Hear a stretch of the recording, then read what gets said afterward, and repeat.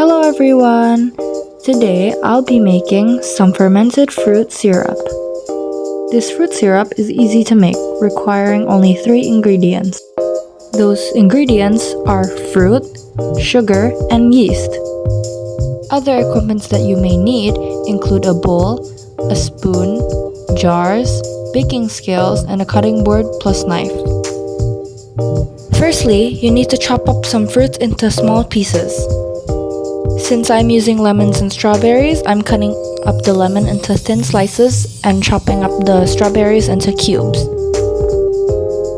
After that, I put the fruits in a bowl and put them on a baking scale. Next, you need to weigh your fruit. In this case, I had 100 grams of fruits. For the first recipe, I had 100 grams of lemons, and for the second recipe, I had 50 grams of lemons and 50 grams of strawberries. Next, we're going to be weighing out our sugar. Since I use 100 grams of fruit, I will be using 100 grams of sugar. You're going to be using equal parts of sugar to fruit. So if you have 500 grams of fruit, you will be using 500 grams of sugar. Lastly, you're going to need to add yeast.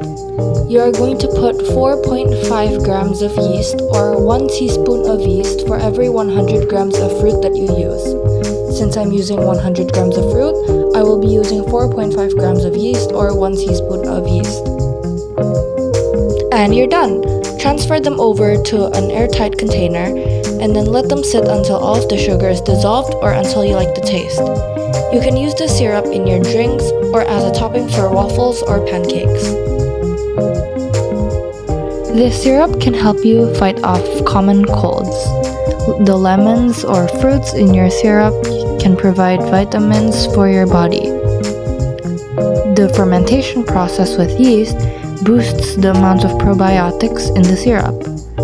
I hope that this recipe was useful and happy cooking!